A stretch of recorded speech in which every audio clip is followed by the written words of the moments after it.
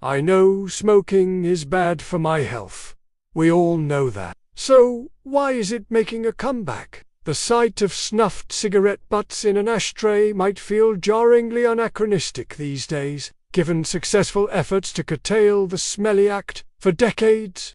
Nonetheless, we're edging toward a resurgence, at least in popular culture, of the classic combustion of an old-school cigarette, even if the Centers for Disease Control and Prevention assures us rates aren't yet increasing. Unfortunately, I've fallen into the quiet resurgence. I'm a 46-year-old diabetic who tries to be healthy, yet after quitting 20 years ago, I find myself back in the alley, occasionally puffing as I hold pleasure and consequence in the same breath. My friends call it nostalgia. I think it's deeper. A defiant exhale of the angst and authenticity I crave in an uncertain world. Smoking was eradicated. Now it's creeping back into the mainstream. The historical canon of smoking is well documented from early 20th century glamour and association with sophistication, rebellion and artistic freedom. Sea flappers, film noir, World War II soldiers, the Beat Generation, the Marlboro Man and Bob Dylan. Watch it here. Stream your favorite shows, the biggest blockbusters, and more. I grew up in the haze of the 1990s when smoking wasn't just a habit. It was a personality. Raw and rebellious. Butts smeared with Courtney Love's red lipstick. The thrift store fantasy of reality bites. The sultry detachment of Mia Wallace in Pulp Fiction. But smoking fell out of favor over the past several decades, transforming the cigarette from an emblem of cool into a symbol of a bygone era, fraught with undeniable health consequences. Increased spending on public health campaigns successfully shifted public perception in the 1990s and early 2000s as tobacco-controlled media campaigns vilified the act. In 1998, federal law prohibited paid smoking product placement on TV and in the movies, and subsequent smoking bans made it difficult to light up where secondhand smoke might blow.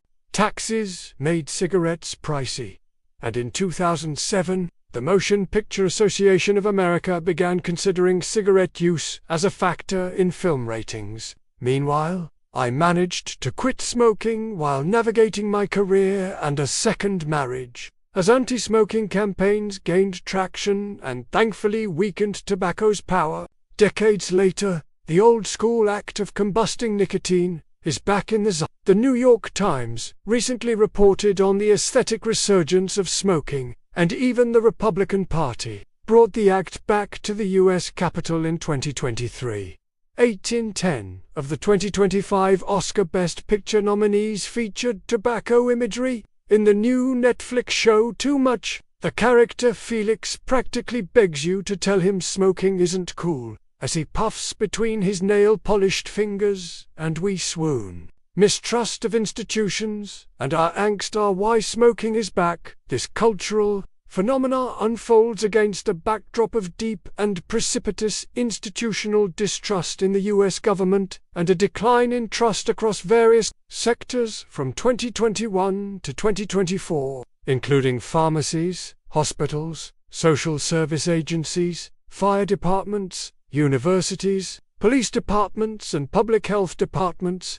Concurrent to these visual cues of lighting up, global anti-smoking efforts are quietly being defunded in favor of even bigger world problems. Without dedicated efforts to keep smokers focused on the undeniable health consequences, are we soon to face an even bigger health crisis? Recent legislation will surely compromise healthcare for 17 million Americans. In the near term, this rebirth points to a deeper longing for control. This stance was well spun by Kurt Vonnegut when he said, "The public health authorities never mention the main reason many Americans have for smoking heavily, which is that smoking is a fairly sure, fairly honorable form of suicide." In this chosen ritual, however infrequent, I signal a visceral middle finger to ambient anxieties and constant demands for optimization. I scroll my phone anxiously as I'm bombarded by news that's not immediately credible, often a polarized take on fleeting democratic norms. Smoking is terrible for my health, but it helps feed my need to rebel. Smoking offers a palpable pause, a singular moment of physical presence in an existence mediated by the ever-present pressure of political machinations. And when those threats feel ambient and involuntary, smoking is a sensory language all its own, where the health consequences almost fade to black, as I relish each tantalizing feature of personal agency. If I asked my therapist why I returned to a pack of Kool 100 miles as a way to subconsciously control the world's chaos, she'd likely say it's like thumb-sucking, a childish habit that I need to eradicate immediately. I can't disagree.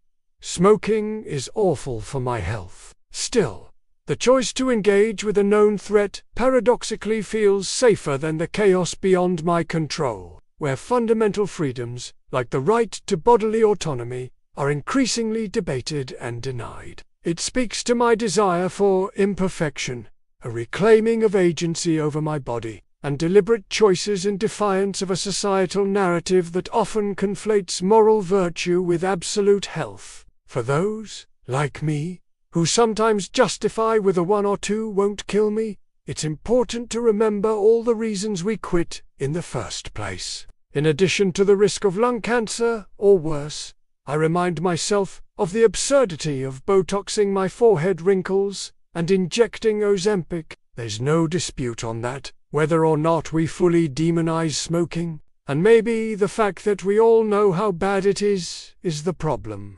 Smoking is chapter 1 of the original anti-authority playbook, creeping back into consciousness the minute we look away. Akin to slipping on my classic black leather jacket, it will never truly go out of style. Society, it seems, once again sanctions both as my potent symbols of defiance in a world rife with involuntary consequences.